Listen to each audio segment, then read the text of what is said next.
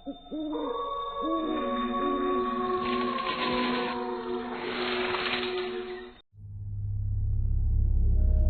समय पहले पूजा आज बहुत खुश थी। वो उसकी 12वीं की परीक्षा में अव्वल नंबर से पास हुई थी। आगे की पढ़ाई वो मुंबई में करने वाली थी। वहां उसके परिवार में से कोई रिश्तेदार नहीं था, तो पूजा के पापा ने कॉलेज के हॉस्टल में पूजा को भेजना सही समझा। पहली बार पूजा अपने घर से दूर रहने वाली थी। वो थोड़ी दुखी थी, पर अपने सपने को पूरा करने के लिए उसने कॉलेज के हॉस्टल में जाना ठीक समझा। अपने माँ पापा का आशीर्वाद लेकर वो अपनी राह पर निकल पड़ी। उसके पापा उसे हॉस्टल तक छोड़ने आए थे। वे दोनों हॉस्टल में पहुंच गए। बोलिए, मैं आपकी क्या मदद कर सकती हूँ? वो मेरा इस कॉलेज में नंबर आया है और मैं हॉस्टल में ही रहने वाली हूँ। क्या आप मुझे मेरा कमरा नंबर बताएंगी? हाँ जरूर। इतना बोलकर वार्डन ने पूजा की ओर देखा और थोड़ी देर के लिए शांत हो गई। फिर खुद को संभालते हुए वार्डन ने चेहरे पे मुस्कुराहट लाते हुए कहा, ओ, आपका रूम नंबर मिल गया। ये लीजिए चाबी। रूम नंबर क्या है? वो चाबी के टैग पे लिखा है। ओ हाँ, रूम नंबर 501। शुक्रिया। कोई बात नहीं, कुछ भी समस्या आए तो मुझे बोल देना। जी बिल्कुल। पूजा अपने पापा को अलविदा कहकर अपने रूम की तरफ चली रही थी। हॉस्टल बिल्कुल वीरान और सुनसान था। ये बात पूजा को बहुत अजीब लग रही थी। तभी उसे ऐसा लगा कि जैसे उसे किसी ने पीछे से धक्का दिया हो। पूजा ने देखा तो वहां कोई नहीं था। वो थोड़ी घबरा गई। फिर वो नजरअंदाज करके आगे चलने लगी। तभी अचानक उसे महसूस हुआ जैसे उसके साथ साथ उसके पीछे और भी कोई चल रहा हो। सामने लगे शीशे पर पूजा की नजर पड़ी तो वो चौंक गई। उसने देखा तो वहां एक लड़की खड़ी थी। कौन हो तुम? मैं प्रिया हूँ। तुम 501 में रहने वाली हो ना? हाँ, पर क्यों? वहाँ मत रहो, नहीं तुम मारी जाओगी। कुछ भी। वैसे तुम कौन हो? यहाँ पे रहती हो क्या? इसी कॉलेज में हो? तुमसे मतलब? ठीक है, तुम्हारी मर्जी। इतना बोलकर पूजा बस 2 कदम आगे चली और पीछे मुड़कर देखा तो वहां पे प्रिया नहीं थी। ये देखकर वो थोड़ी परेशान हो गई, मगर कुछ सोचकर वो अपने रूम की तरफ चली गई। पूजा का रूम बड़ा ही अच्छा और साफ सुथरा था। खाना खाने के बाद जब पूजा रूम में आई तो उसने सोचा ठंडी हवा में बालकनी में किताब पढ़ी जाए। उसकी बालकनी से बाहर का कुआं साफ दिखाई देता था, जो कि रात के अंधेरे में काफी डरावना लग रहा था। वो किताब पढ़ने लगी, तभी उसे कुएं के पास किसी की परछाई दिखाई दी, मगर अगले ही पल वो परछाई वहां से गायब हो गई। पूजा को अब नींद आने लगी। वो सोने जाने के लिए जैसे ही पीछे मुड़ी तो पीछे प्रिया खड़ी थी, जो पूजा को बगैर पल के झपकाए घूर कर देखे जा रही थी। उसे देखकर पता नहीं क्यों पूजा के डर से रोंगटे खड़े होने लगे। उसने डरते हकलाते हुए कहा, कौन हो तुम? तभी अचानक टेबल पर रखा हुआ टेबल लैंप जमीन पर गिर गया। पूजा तुरंत टेबल की ओर चली गई। उसने टेबल लैंप रखकर जैसे ही वापस पीछे मुड़कर देखा तो अब वहां कोई नहीं था। पूजा को अब अपना सर घूमता हुआ सा महसूस हुआ। वो बड़बड़ाने लगी, ये मेरे साथ क्या हो रहा है? इतना बोलते हुए पूजा अपने सर को दोनों हाथों से पकड़कर बेड पर गिर गई। तभी उसे अपने हाथ पर पानी की बूंदें टपकती हुई महसूस हुई। पूजा ने तुरंत अपनी नजरें छत की ओर कर ली, मगर उसने देखा कि छत पर कोई लीकेज नहीं था। पूजा अपने हाथ को टॉवल से साफ करने ही वाली थी कि अचानक उसने देखा कि उसका पूरा हाथ खून से सना हुआ था। जब उसने गिरती हुई बूंदों को गौर से देखा तो वो बुरी तरह से डर गई, क्योंकि छत से पानी नहीं खून टपक रहा था। पूजा ने बड़ी हिम्मत करके दोबारा डरते हुए जब छत की ओर देखा तो छत को देखकर उसके होश उड़ गए। उसने देखा छत पर एक लड़की छिपकली की तरह चिपकी हुई उसे घूर रही थी। उसके चेहरे का एक हिस्सा उसके लंबे लंबे बालों से ढका हुआ था और दूसरा हिस्सा बहुत ही भयानक दिखाई दे रहा था। उसके बाल बेहद लंबे थे। उसकी दोनों आंखें पूरी तरह लाल थी और उसकी दोनों आंखों में से खून की बूंदें नीचे टपक रही थी। इस भयानक मंजर को देखकर पूजा के गले से दबी दबी सी एक आवाज तक नहीं निकल पाई, जो उसके गले में ही दब कर रह गई। अचानक वो लड़की बेहद फुर्ती से कूद कर नीचे आ गई और पूजा को घूर कर खा जाने वाली नजरों से देखने लगी। पूजा वहां से भागना चाहती थी, मगर उसे ऐसा महसूस हो रहा था जैसे कि किसी ने उसके पैरों को बुरी तरह से जकड़ लिया हो। उसे अपने हाथ पैर बेजान से होते हुए महसूस होने लगे। पूजा कपकपाती हुई उसकी ओर देखकर बोली, कौन हो तुम और मुझसे क्या चाहती हो? मगर उस लड़की ने पूजा की बात का कोई जवाब नहीं दिया। वह बस पूजा को घूरे जा रही थी। अचानक उस लड़की की जीभ बेहद लंबी हो गई और उसकी जीभ ने पूजा की गर्दन को जकड़ लिया। पूजा को अपना दम घुटता हुआ सा महसूस हुआ। उसकी जीभ की पकड़ मजबूत होती जा रही थी। पूजा को ऐसा महसूस हुआ जैसे कि कोई उसके शरीर से उसका खून खींच रहा हो। तभी अचानक पूजा के कानों में वार्डन की आवाज आई। क्या हुआ तुम्हें? क्या तुम बहरी हो? मैं इतनी देर से तुम्हें आवाज लगा रही हूँ लेकिन तुम कुछ जवाब ही नहीं दे रही, बस बुत बनी खड़ी हुई हो। अचानक वो भयानक चेहरे वाली लड़की वहां से गायब हो गई और पूजा ने खुद को अकेला खड़ा हुआ पाया। उसे अपने शरीर में जान आती हुई महसूस हुई। अब वो अपने पैर हिला सकती थी। उसने बड़ी फुर्ती से वार्डन की ओर पलटकर देखा। पूजा का पूरा शरीर पसीने से भीग रहा था। उसके चेहरे से पसीने की बूंद टपक रही थी। पूजा की यह हालत देखकर वार्डन बुरी तरह से घबरा गई। वह तुरंत पूजा के पास आकर बोली, क्या हुआ? तुम ठीक तो हो? पानी, प्लीज मुझे एक गिलास पानी पिला दीजिए। वार्डन ने तुरंत पानी की बोतल निकालकर पूजा की ओर बढ़ा दी। पूजा एक ही सांस में सारा का सारा पानी पी गई और हैरान नजरों से वार्डन की ओर देखकर बोली, क्या हुआ? तुम्हारे चेहरे पर ये पसीना कैसा? पूजा ने एक ही सांस में वार्डन को सारी घटना बता दी। पूजा ने देखा कि वार्डन का चेहरा उतर गया। उसके चेहरे पर खौफ की परछाइयां लहराने लगी। मगर पूजा ने देखा वार्डन ने अचानक खुद को संभाल लिया और उसने गंभीर लहजे में पूजा की ओर देखकर कहा, कभी कभी हमें जो दिखता है वो सच नहीं होता पूजा, हमारे आंखों का भ्रम होता है। याद रखना, अगर तुम इसे सच समझोगी तो वो सच होगा और अगर भ्रम समझोगी तो सिवाय भ्रम के अलावा और कुछ भी नहीं होगा।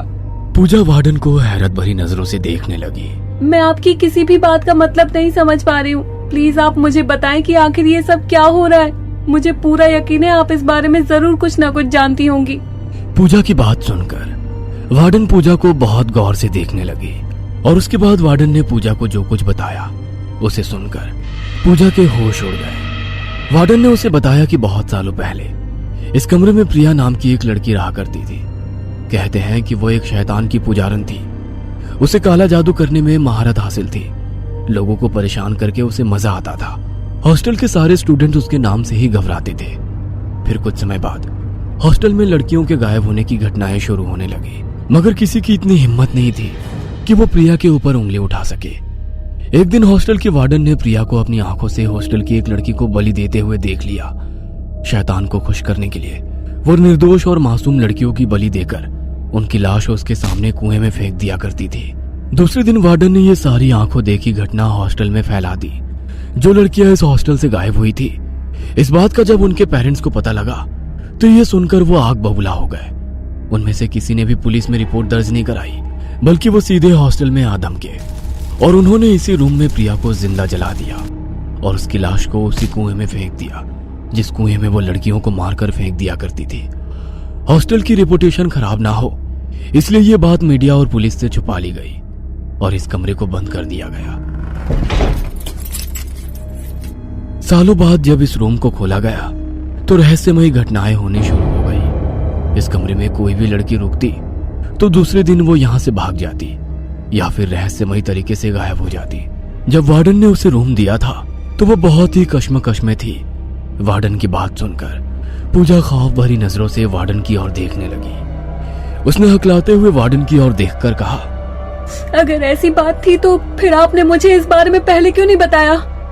इस बारे में हॉस्टल में कोई बात नहीं करता। कहते हैं जब भी कोई प्रिया के बारे में बात करता है वो जिंदा नहीं बचता। वार्डन ने ये बात बोली ही थी कि अचानक उन दोनों के कानों में एक भारी आवाज टकराई। और तूने वो गलती कर दी। उन दोनों ने जैसे ही सामने की ओर देखा तो प्रिया अपना भयानक चेहरा लिए उन दोनों के सामने खड़ी हुई थी। प्रिया का भयानक चेहरा देखकर वार्डन की आंखें डर से फटी की फटी रह गई। उसने हकलाते हुए पूजा की ओर देखकर कहा, तुम यहाँ से भाग जाओ पूजा। लेकिन मैं आपको छोड़कर नहीं जा सकती। नहीं पूजा, तुम्हें यहाँ से जाना होगा। वार्डन ने इतना कहा ही था कि अचानक प्रिया की जीभ बेइंतहा लंबा हो गई और उसने वार्डन की गर्दन पकड़ ली। पूजा को फिर से अपने कदम जकड़े हुए से महसूस हुए। उसे अपना शरीर फिर से बेजान सा होता हुआ महसूस हुआ। वह बेबसी से वार्डन की ओर देख रही थी। उसने देखा कि वार्डन की आंखें बाहर की ओर निकलती जा रही थी। कुछ ही पलों में वार्डन का शरीर बेजान होकर गिर पड़ा। प्रिया खूंखार नजरों से पूजा की ओर देखने लगी।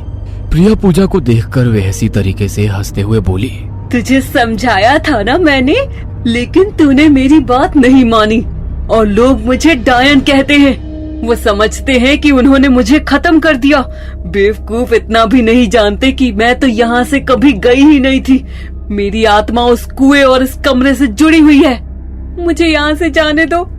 किसी भी कीमत पर नहीं। इस रूम में जो आता है जिंदा बचकर नहीं जाता।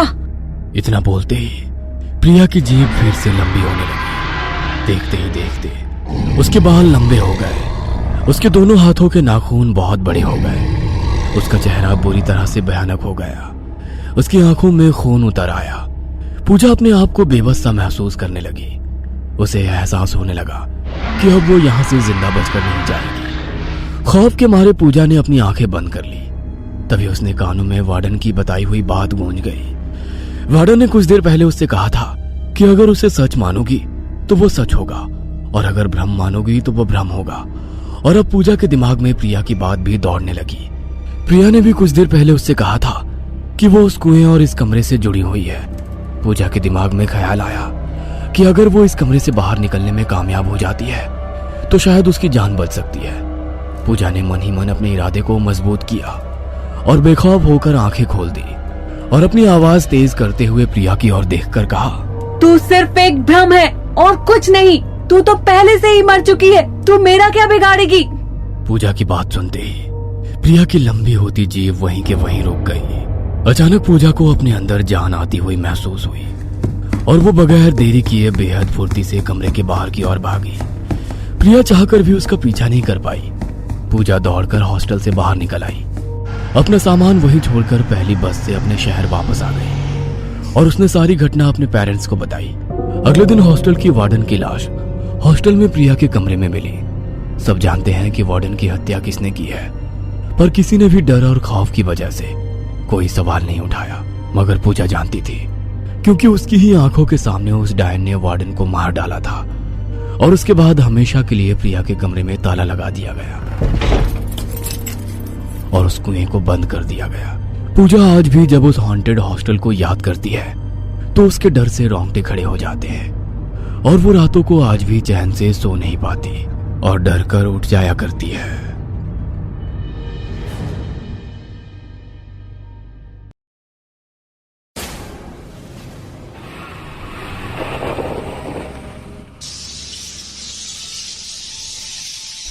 पागल खाने में एक लड़का जिसके पैरों में जंजीरें बंधी हुई थी और पास में एक डायरी रखी थी।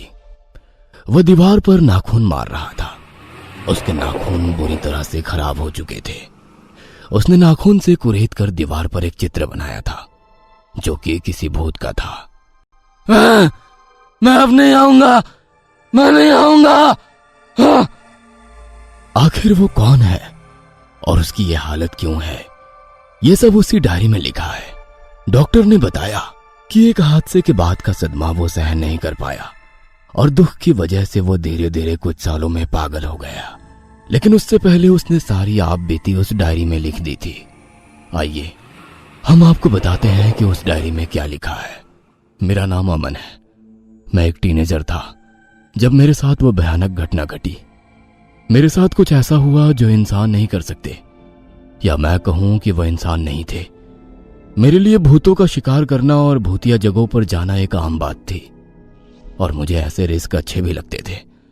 मैं और मेरे दो दोस्त कई भयानक जगहों पर जाते थे केवल भूतों को देखने के लिए, या आप कह सकते हैं कि भूत असली होते हैं या नहीं यह बात का पता लगाने के लिए, और अगर भूत सच में होते हैं तो उनसे मिलकर उनका सामना करने के लिए।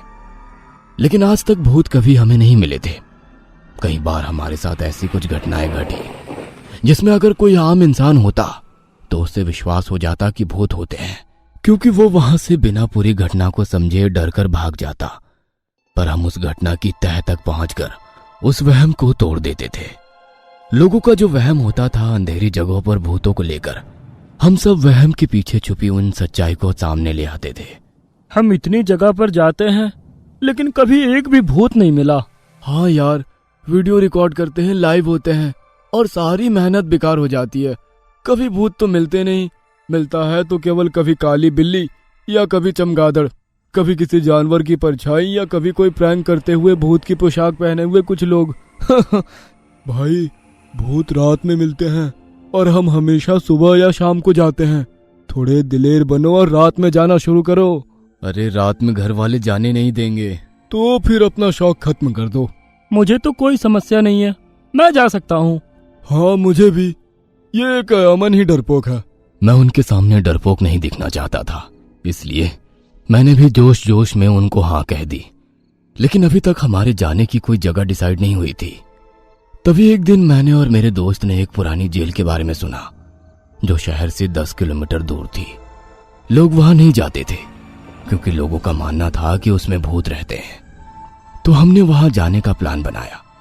2 दिन बाद जब हम वहां पहुंचे, वहां बाहर बड़ा गेट था जिसके आर पार कुछ भी दिखाई नहीं दे रहा था। इसमें तो एक भी होल नहीं है।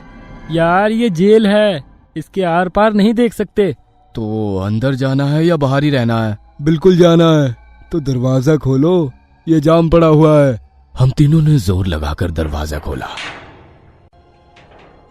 वो दरवाजा जैसे ही खुला, अंदर से ढेर सारे चमगादड़ उड़ते हुए हमारे बीच से निकलकर बाहर चले गए। उससे हम थोड़ा और सतर्क हो गए थे। ये जेल लगभग 50 साल पुरानी थी, बिल्कुल खंडहर हो चुकी थी। दीवारें और दरवाजे मिट्टी से काले हो चुके थे। जगह जगह कीड़े मकोड़े और मकड़ियों के जाल थे। तो उस जगह ने हम सबको एक अजीब और डरावना एहसास दिया। एक तेज हवा के झोंके ने हमें हिला दिया और हम उत्साहित थे, लेकिन हमने तब कुछ भी हॉन्टेड नहीं देखा या सुना। तभी मुझे जेल के काफी अंदर कोई चलता हुआ दिखाई दे रहा था। वो बाहर बाहर दाएं बाएं और बाएं से दाएं जा रहा था। देखो दीप, हैप्पी, यहाँ कोई है। वो यहाँ वहां चल रहा है। कहाँ है? मुझे तो कोई दिखाई नहीं दे रहा। अरे वहां कोई नहीं चल रहा है, ये केवल तेरा डर है। नहीं, मैं सच कह रहा हूँ, यहाँ कोई है। मुझे अभी भी वो वहां दिख रहा है। तभी हैप्पी ने मेरे सिर पर थप्पड़ मारा और मजाक करने लगा। अब बोल, अब दिख रहा है कोई? नहीं, पर मैं सच कह रहा हूँ यार, मुझे दिख रहा था। चल चल डरपोक कहीं का, हमें डराने की कोशिश मत कर बेटा। वो दोनों मेरा यकीन नहीं कर रहे थे। जेल के खौफनाक अंधेरे ने मुझे डरा दिया, इसलिए मैंने जल्दी से अपनी टॉर्च चालू किया। हम आधी रात को भूतों की तलाश में एक भूतिया कही जाने वाली जेल में थे। फर्श पर पुराने और बिखरे हुए रिकॉर्ड पड़े थे। दीवारें टूटी फूटी थी, हर जगह टूटा हुआ फर्नीचर। पानी के पाइप लीक हो रहे थे टप टप। और इसके अलावा भी कई तरह की आवाजें जेल से आ रही थी, जो आवाजें सुननी किसी के लिए भी सामान्य नहीं होगी। यार, तुमने सोचा कि यहाँ पानी कैसे लीक हो रहा है? यहाँ तो कोई रहता ही नहीं। रहते हैं, यहाँ भूत रहते हैं, इसलिए यहाँ पानी है। I make everyone happy, that's why my name is happy। बात सही है, अगर यहाँ कोई नहीं रहता तो पानी कैसे आया? यार, बरसात का पानी भर गया होगा कहीं, तो लीक हो रहा होगा। मुझे तो नहीं लगता ये बरसात का पानी है। अभी तो कई दिनों से बरसात भी नहीं हुई है। तो बेटा, भूतों को भी पानी की जरूरत नहीं होती।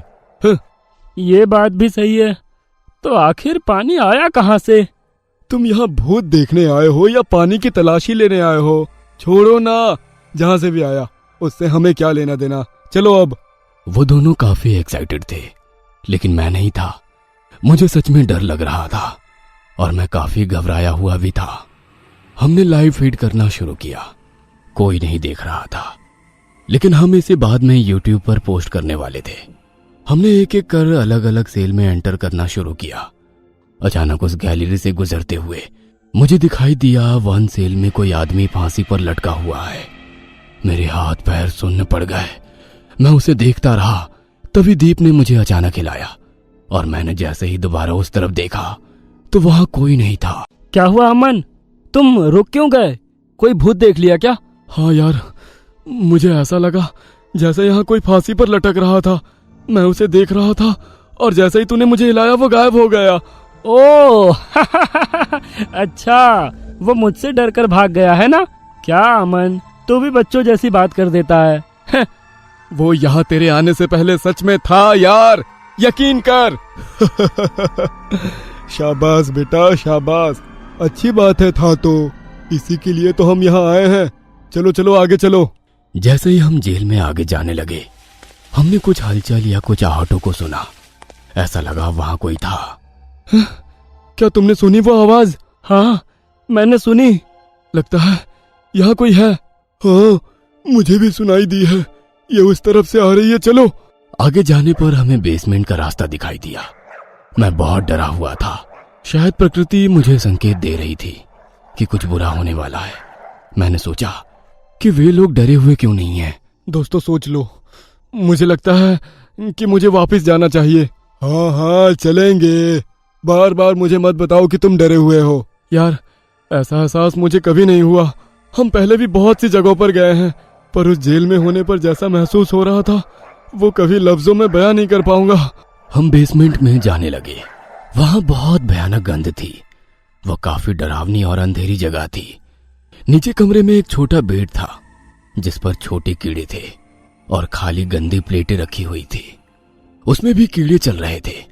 हमने चारों ओर देखा और हमें एक सिक्योरिटी मॉनिटर मिला।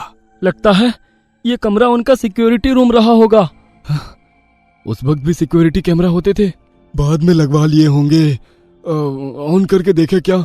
यहाँ लाइट नहीं है, नहीं चलेंगे। देखने तो दे। हैप्पी ने जैसे ही बटन ऑन किया वो ऑन हो गए। हम सब हैरान हो गए कि ये कैसे संभव था। ये क्या? यहाँ लाइट कैसे है और ये चल कैसे गए? तेरे यार ने ऑन किए हैं, चल गई देख। चला रिकॉर्डिंग चेक करते हैं अब। हमें जाने की जरूरत नहीं है, मुझे लगता है कि कोई यहाँ रहता है। दीप मेरी बात से सहमत था, लेकिन हैप्पी ने तो ना जाने की ठान रखी थी। अचानक हमें अपने पास आने वाले कदमों की आहट सुनाई देने लगी। कोई हमारी ओर बढ़ रहा था। मैं दरवाजे की ओर वापस चला गया और दरवाजे के पीछे छिप गया। तभी मैंने दरवाजे और दीवार के गैप में से बाहर किसी को तेजी से जाते हुए देखा, पर वो इंसान नहीं लग रहा था। मेरा दिल बाहर आने लगा। अब बस मुझे वहां से निकलना था। मैं समझ गया कि यहाँ सचमुच भूत रहते हैं। फिर हमें अजीब सी आवाजें सुनाई देने लगी और कदमों की आहट बंद हो गई थी। कुछ लोग के रोने चीखने चिल्लाने की आवाजें काफी जोर से हमारे कानों को चीरने लगी। हैप्पी प्लीज तुम चलो, मैं जा रहा हूँ। मैंने बाहर भूत देखा। अब तो मैं भी जा रहा हूँ। कुछ गड़बड़ है। ये सब आवाजें और आहटें बिल्कुल भी नॉर्मल नहीं है। यहाँ जरूर कुछ ऐसा है जिसका सामना हम में से किसी ने आज से पहले कभी नहीं किया होगा। हैप्पी ने कोई जवाब नहीं दिया। उसकी आंखें उस रिकॉर्डिंग पर चिपकी हुई थी। वह पिछली रिकॉर्डिंग चलाने की ट्राई कर रहा था। हमने हमारा कैम रिकॉर्डर वही एक जगह पर रख दिया था। आखिर कैमरा रिकॉर्डिंग शुरू हो गई थी। ये क्या? ये तो लाइव कैमरा चल रहे हैं लेकिन क्लियर नहीं हो रहे हैं। ये कैसे पॉसिबल है? ये देखो, आज की डेट है और अभी का टाइम है, और ये देखो कमरा भी दिखाई दे रहा है जिसमें हम हैं। थोड़ा क्लियर होने दो। धीरे धीरे कैमरा रिकॉर्डिंग क्लियर होने लगी और हमने जो देखा उसने हमें मौत ही दिखा दी थी। हर एरिया में लोग भागते उड़ते दिखाई दे रहे थे और हमारे कमरे में हम तीनों के अलावा 2 आदमी और मौजूद थे, और हमारे कमरे के बाहर भी बहुत सारे लोग जमा थे और वो सभी कमरे का दरवाजा तोड़कर अंदर आना चाह रहे थे। अब हैप्पी के भी पसीने छूटने लगे। तभी अचानक लाइट चली गई। मैं जितना जोर से चिल्ला सकता था चिल्लाया और वहां से भागा। मुझे नहीं पता था कि किस दिशा में, लेकिन मैं बस भाग रहा था। मेरे हाथ में टॉर्च थी, पर डर से भागते हुए मेरे हाथों से गिर गई और अब मुझे उस अंधेरे में कुछ भी साफ दिखाई नहीं दे रहा था। तभी मैंने हैप्पी की चीख सुनी। मैं और डर गया। मैं रुक गया और महसूस किया कि मैं एक कमरे में था। मैं कदमों की आवाज सुन रहा था, इसलिए मैं छिप गया। जब कदम करीब आए तो मैंने दीप की आवाज सुनी। मैंने उसका हाथ पकड़ा, चुपचाप उसे बुलाया और हम दोनों कमरे में छिप गए। मुझे अपने फैसले पर पछतावा होने लगा।